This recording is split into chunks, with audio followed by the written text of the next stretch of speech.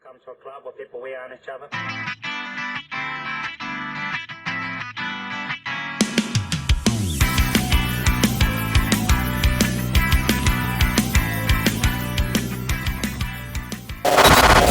Yo, and greetings and salutations, and welcome to FantasyWeek number 5. It's 5. Yes, I decided, since we are technically in October, that I'd do something a little bit more festive and dress up like a spooky ghost. Even though, despite my opponent probably wanting you to believe that this is some kind of Klan's hood, or that I would do something that racist. And let me tell you, I would not do anything that racist just for a joke. Like, come on, guys, you know me better than that. But what? No. It's a face mask for my pores. They're dirty. I gotta clean them. Plus, if I really was doing blackface, this video would get reported faster than an innocent black family in a park. So, as you could tell, my opponent this week is Picardy. Now, I'm fairly certain that everyone in the league knows who Picardy is. Well, duh. With the exception of maybe Eli. But just as a quick reminder, I figured I'd throw up a picture to show everybody. No. What? That's not him. No. What? No, not that. What are we doing? What? No. That's not him. Kind of. Oh. That's not him either. What are we doing? No. That's not him either. No. What are we doing? This isn't. I'm sure he probably wishes. Oh, what? Just because of the dreads? You don't even know who that is.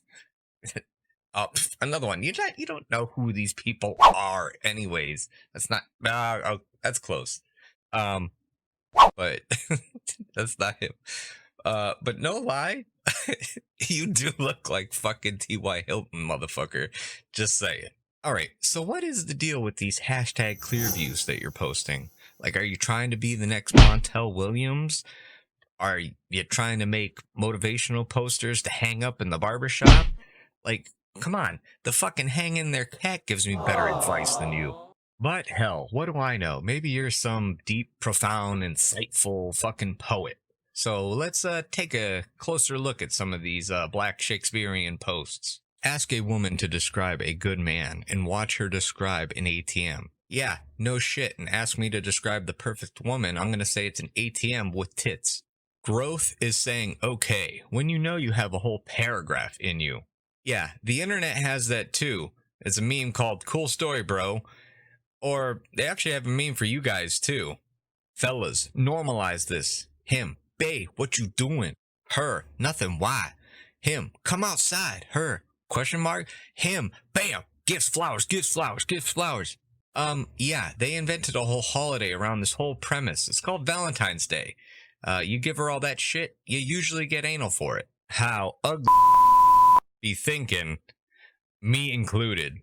I know I'm rated a level 2 on the ugly scale, but if I shoot my shot at all these 10s, I know at least one shot will fall through. Well, yeah, that's technically math, but besides that, you know that Karens have been rocking this style of meme for a while now. Get you a babe, you don't gotta spend that much money on me type girl. Then boom, spend it all on her because she deserve it. Now, that might have been the case, but you kind of just gave away your secret. Look at all those likes. Yeah, you just gave all those bitches a golden ticket. When you show a woman that you love being her friend, she will see you as one of her bitches instead of a man. Now you friend zone. Yeah, this one's actually accurate. Could have used that info in high school. Being sexy without character will not get you a husband. It will get you a boyfriend. Have you ever heard the phrase, beauty is only skin deep? Yeah, that's that, but with a black twist. So yeah, it's real easy for me to criticize your clear views when I've never actually tried to write one myself. So I'll throw one out there that you can post on the Facebook, see how many likes and shit it gets. When a chick starts referring to her dog as a fur baby, that's her ovaries telling her that her oven is preheated. All right, so enough with making fun of your Facebook posts, because especially with posts like this, you're making my job way too easy. But there is one last one I do want to bring up. Like, what the fuck is going on here? Because I mean, you're dressed like, you know, but your pose is like, hey girl, you looking for another child support payment? Damn! But, all right, let's get back into actual football stuff.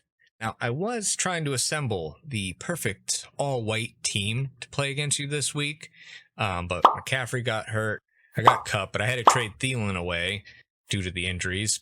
Kyler's a white enough name. But yeah, so I couldn't really do that. So somewhere along the line, someone must have revoked my white privilege card. But don't worry, I'll jump on the horn with Trump and get a new one issued out to me in the mails ASAP. Oh, and if you're not familiar with the phrase get on the horn with, in white, that means call someone. All right, let me shoot these jokes off faster than a trigger-happy cop at a BLM protest. The Titans have a better chance of playing than you do of winning. Dak has a better chance of walking than you do of winning. You have a better chance of ending systemic racism than you do of winning. You have a better chance of Trump condemning white supremacy than you do of winning. All right, we'll go throwback on this one. I'm going to beat you worse than the cops did to Rodney King. Speaking of throwing, what happened to you this year? You've fallen further than Kobe. Protesters have a better chance of stopping a car than you do of winning. Move, bitch, get out the way. Get out the way, bitch, get out the way. Move, bitch, get out the way. Get out the way, bitch, get out the way. Move, bitch, get out the way. Get out the way, bitch, get out the way. Oh, and I was able to dig up an interesting next-gen stat. Picardy has more baby mamas than I have black friends. Now, normally I would be showing you the picture of Picardy sleeping while we were on Diagon Shops, but I've done that so many times. But, you know, we got a couple new guys, so I'm going to throw it up there just for, you know, shits and giggles, old time's sake. Are you ready, kids? Aye, aye, Captain! I can't hear you. Aye, aye, Captain! Oh!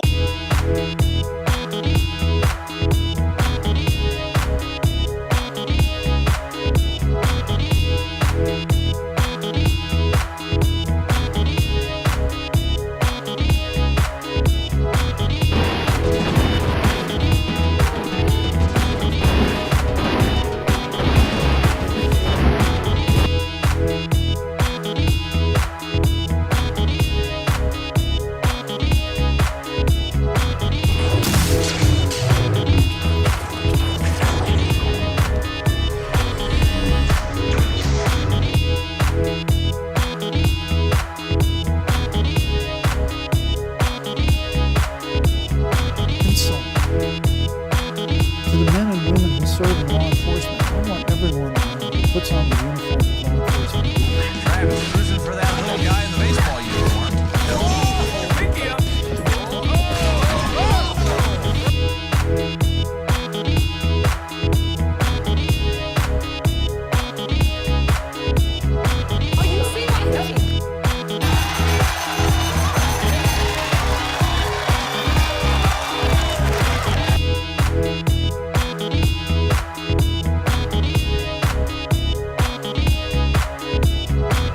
And lastly, I don't want to hear about my white privilege card, because yeah, you might need to run from cops, but at least you can run from cops.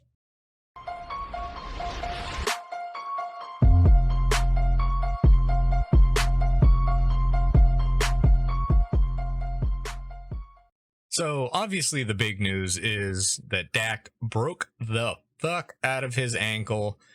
It was a sad and somber, moment. It was very depressing for him. Of course, Garrett was there, and it was a whole fucking thing. So yeah, he's more than likely done for the year. All we can do is hope that he doesn't have the same doctors that Alex Smith has. But anyways, I made a solemn little montage thing for everyone to enjoy. Turn it out. 13. To the left.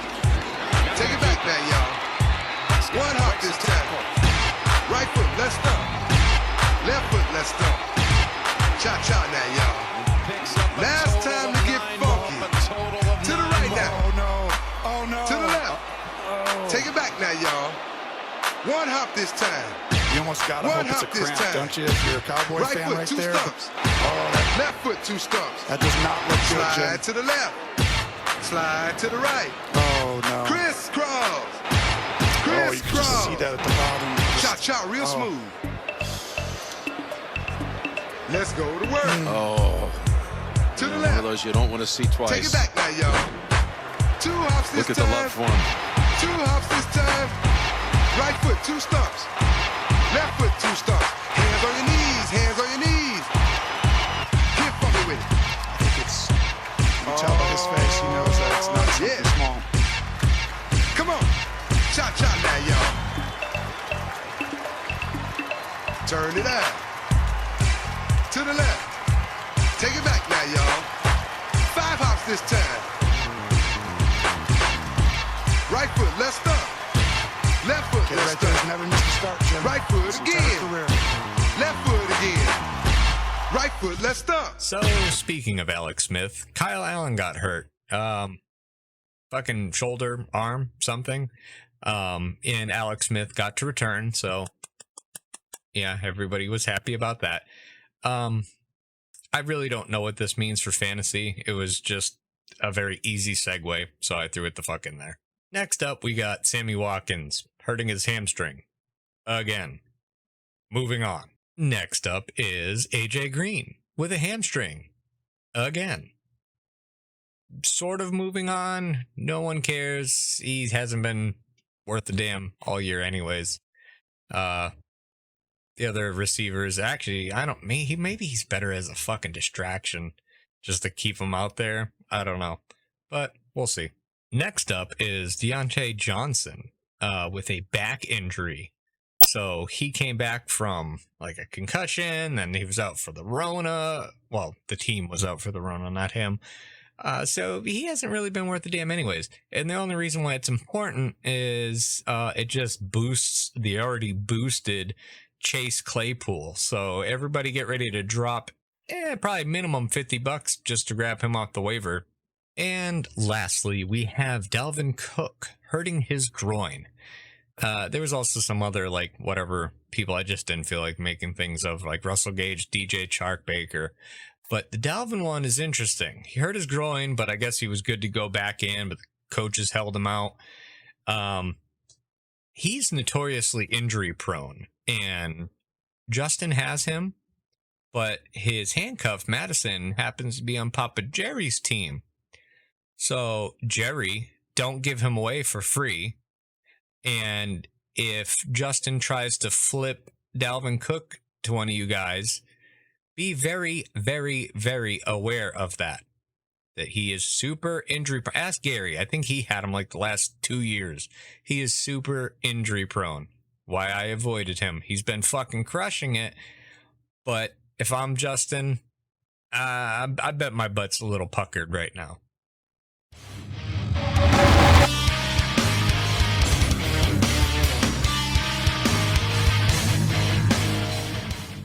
All right, first trade up, I took Mo Alley Cox, Adam Thielen, and Kenyon Drake, shipped them over to Alvin's team. Alvin gave me Josh Jacobs. So far, this is pretty toss-up right now. Kind of not regretting it, but, I had to pay a king's ransom for him. He's a good running back. I then, in turn, turned that Josh Jacobs into a Chris Carson. slightly more injury prone, but on a much better team. Even though Vegas won. The fuck. Yeah, and that was with Justin. Actually, right before the game started. So, curious. Seattle fan trying to give away Seattle players.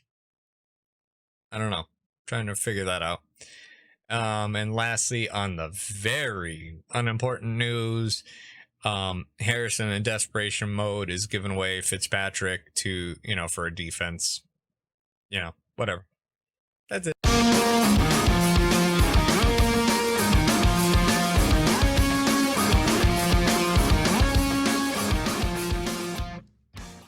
All right, fuckbags. Here we are, week 5 matchups.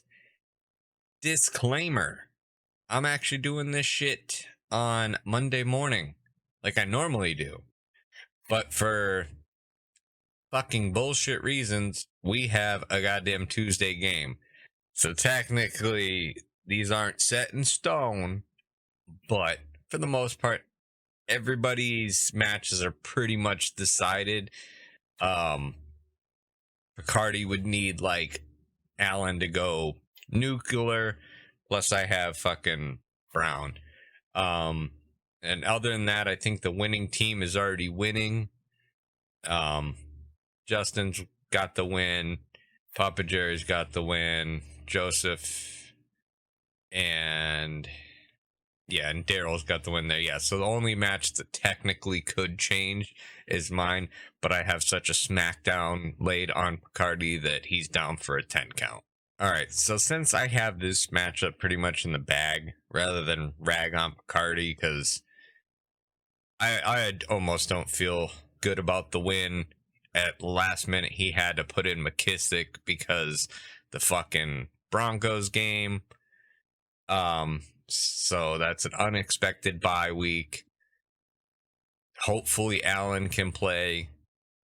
So it was an easy win, and it wasn't even a fun, easy win.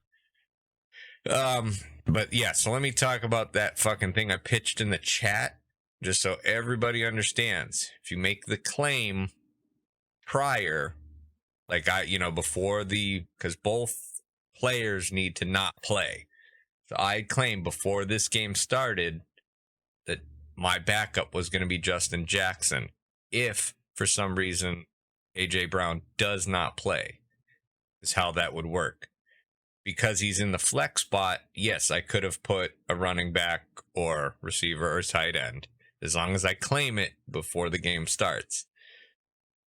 But like in Picardy's instance, he had Allen. He didn't claim it in the chat, but the only other quarterback he has is Dak. So obviously you can't put a quarterback when the position doesn't become a super flex or anything like that. But yeah, so that's why typically if you got some Tuesday game, anyways, no matter what, if you have a Monday game, this is like a rookie mistake 101 on Picardy. He played the Thursday game. He had him in on the flex spot. Generally, you want to put him in the actual position, because if, let's say, Rojo pulled up a fucking 7-point game, okay, at the last second, let me put in a boom bust guy, to make up points lost. That's that whole strategy. But anyway, so you always put the latest game in the flex spot. I don't know why I'm telling you guys this, but yeah. So yeah, it's position for position. Or here's an example, yeah. 0.90. But yeah, just a little bit of clarity. Hopefully everybody understands that. Just claim it in the chat. We should be good. Next up on the docket, we got Papa Jerry and Gary. Battle of the Unfunnies.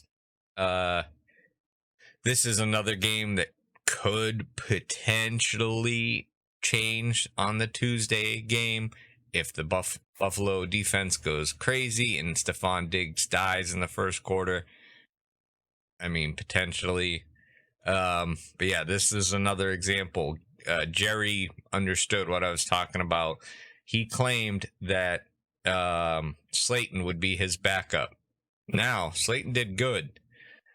If Diggs comes up and puts a stinker and does play and gives a fucking 4.8, that doesn't mean Jerry gets those points. That's only if this game were not to proceed.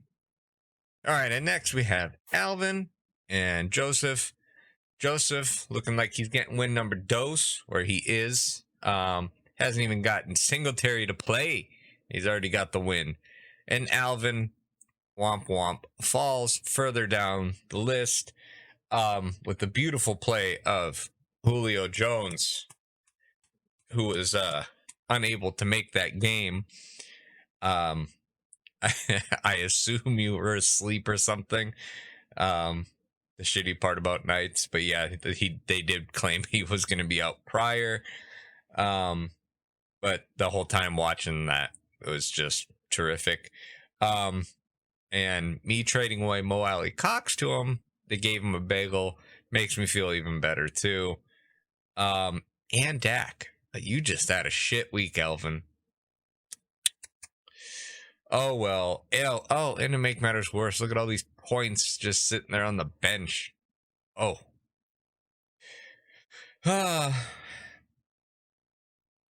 And last up, we have Daryl versus Eli.